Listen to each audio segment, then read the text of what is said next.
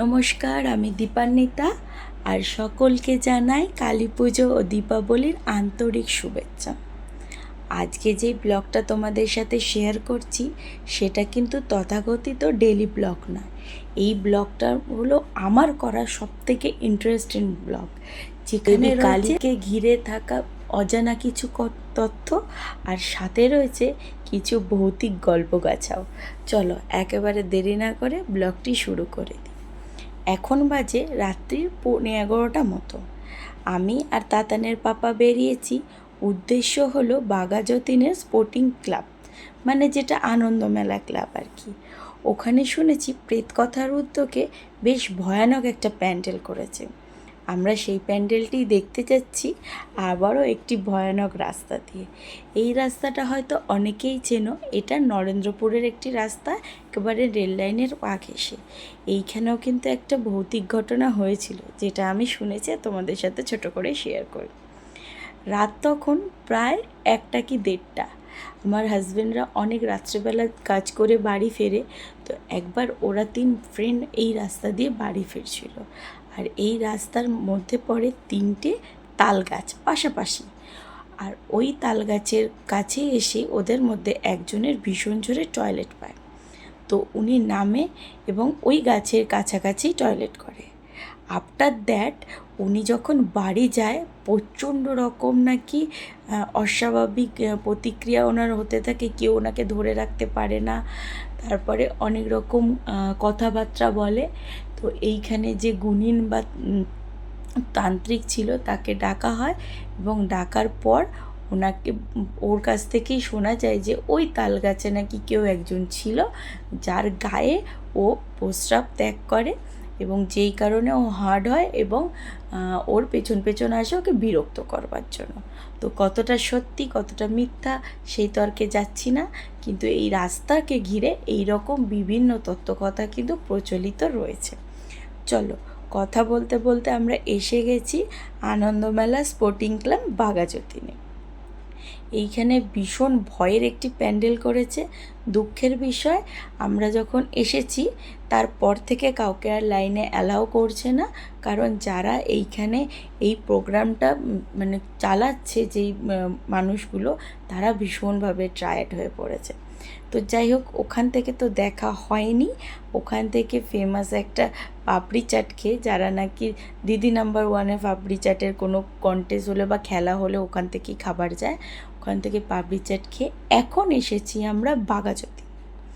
একেবারে আশীর্বাদ মিষ্টান্ন ভাণ্ডারের পাশ থেকে যেই গলিটা, ওটা থেকে ঢুকেছি। আমার মাই ফোন করেছিল, বলল এইখানেও কিন্তু বেশ একটা ভয়ের ঠাকুর করেছে। তো যাই হোক, আনন্দমেলা স্পোর্টিং ক্লাব তো দেখা হলো না, এইটা দেখি কতটা ভয়ের। বাইরে থেকে যে সাউন্ডগুলো ভেসে আসছে সেগুলো কিন্তু মারাত্মক।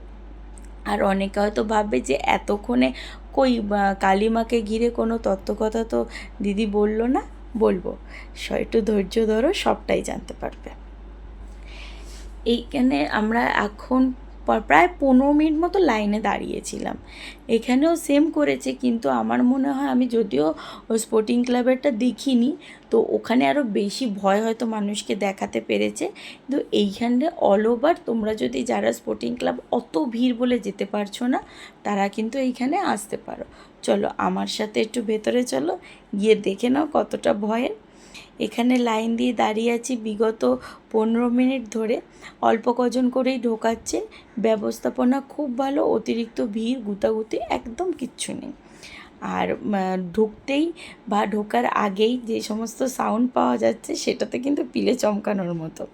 এইখানে রয়েছে বিভিন্ন ভূত, আর এদিকেও একজন রয়েছে, কারণ লাইট আমাকে জ্বালাতে বারণ করেছে, সেই জন্য আমি জ্বালাতে পারছি না। দেখছো তো, বেশ সুন্দর, কিন্তু ওরা এত সুন্দর সাউন্ড দিয়েছে। আর এই দেখো মেকআপ করে কেমন কাছে চলে আসছে। যদিও আমি খুব বাজেভাবে স্মাইল করছিলাম, কিন্তু যারা ভয় পাও বা পেতে ভালোবাসো তারা কিন্তু একবার ট্রাই করো, ভীষণ ভালো করেছে। আমার তো খুব ভালো লেগেছে। বেশি ভিড় হয়নি, অল্প ভিড় রয়েছে, তোমরা মনের আনন্দে এনজয় করতে পারবে। কিন্তু প্যান্ডেলটাকে উপর দিয়ে ঝুলছে একটা হাত, এখানে ঝুলছে একটা পা, একে দেখে আমি একটু ভয় পেয়েছিলাম।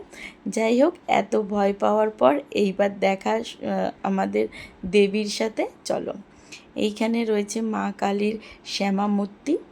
সকলকে ভালো রেখো মা, সকলের মনের অন্ধকারকে দূর করো। এবার আসি মায়ের কিছু কথায়। কিছুদিন ধরে আমার কাছে কয়েকটা কমেন্টে প্রশ্ন এসেছে যে মা কালীর জীব তো বের করা, মানে জিহ্বা বের করা রূপই আমরা নর্মালি দেখে থাকি, কিন্তু শ্মশান কালীর কেন জিহ্বা বের করা থাকে না? এই প্রশ্নটা আমার মনেও। গড়িয়ার আদি শ্মশানে মা কালীর রূপ দেখতে যাচ্ছি, আর সাথে চলো তোমাদের সঙ্গে সেই প্রশ্নের সহজভাবে একটা উত্তর দিয়ে যাই। কালী দেবীর বিভিন্ন রূপ রয়েছে, দক্ষিণা কালী, শ্মশান কালী, রক্ষা কালী ইত্যাদি। সাধারণত যেই কালী জীব বের করা থাকে বা যেটা আমরা দেখি সেটা হলো দক্ষিণা কালী। দক্ষিণা কালীর জীব বের করা থাকার পেছনেও কিন্তু একটা সুন্দর কাহিনী আছে। দেবী যখন অত্যন্ত উগ্ররূপী হয়ে অসুরদের বধ করছিলেন, সেই রূপ দেখে দেবতাগণ ভীষণ চিন্তিত হয়ে পড়েন। মায়ের ক্রোধ শান্ত করতে মহাদেব শিব তার পথে বাধা সৃষ্টি করার জন্য শুয়ে পড়েন। অন্যদিকে মা যখন নৃত্য করতে করতে এগিয়ে যাচ্ছিলেন, মহাদেবকে দেখতে পান না এবং তার বুকের উপর পা তুলে দেন, এবং সেই লজ্জায় যে দেবাদিদেব মহাদেবের পায়ে আমি নিজের পাদুকা স্পর্শ করেছি, সেই কারণে তার ক্রোধ শান্ত হয় এবং সে লজ্জায় জিহ্বা বার করে ফেলে। এই কাহিনীটা আমাদের সকলের কাছে জানা। এইবার যেটা জানি না সেইটার উত্তর খোঁজার পালা। কালী দেবীর বিভিন্ন রূপের মধ্যে অন্যতম হল শ্মশান কালী। শ্মশান কালীর মূর্তিতে জীব দেখা যায় না, তার পিছনে মূলত দুটি কারণ ব্যাখ্যা পাওয়া যায়। প্রচলিত বিশ্বাস অনুযায়ী মা কালী যখন অসুরদের সাথে বিনাশের খেলায় মত্ত, শ্মশানে তিনি আসেন বিশ্রাম নেওয়ার উদ্দেশ্যে। তখন তার ক্রোধ অনেকটাই শান্ত।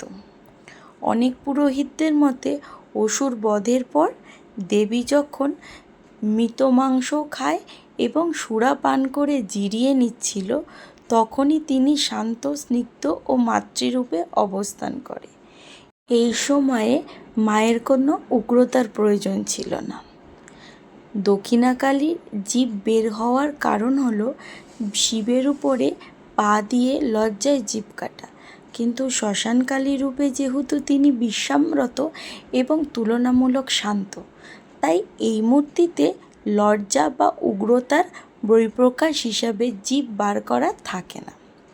অনেকের মতে এই রূপে তিনি মোক্ষদায়িনী এবং ভক্তদের প্রতি তার শান্ত ও আশীর্বাদময় দিকটি ফুটে ওঠে। ভিন্ন তন্ত্র ও পুরাণ অনুযায়ী কালী দেবীর ভিন্ন কিন্তু মূর্তি রয়েছে, যার আপাত দৃষ্টিতে যথেষ্ট পার্থক্যদায়ক, এবং এই প্রত্যেকটি মূর্তি অনুযায়ী তাদের পুজোর আচার আচরণ সমস্তটাই কিন্তু ভিন্ন হয়ে থাকে। দক্ষিণাকালীর মূর্তিতে সাধারণত প্রসারিত জিভ ও দাঁত দেখা যায়। অন্যদিকে শ্মশান কালীর ক্ষেত্রে তার দ্বিভুজা, কৃষ্ণবর্ণ, রক্তাম্বর চক্ষু এবং সদ্য ছিন্ন করা নরমুণ্ডই হাতে নিয়ে সঙ্গে পানপাত্র অন্য হাতে দণ্ডায়মান শবের উপর অবস্থান করে। বিভিন্ন জায়গায় বিভিন্ন প্রথা অনুযায়ী এই শ্মশানকালীর পুজো করা হয়।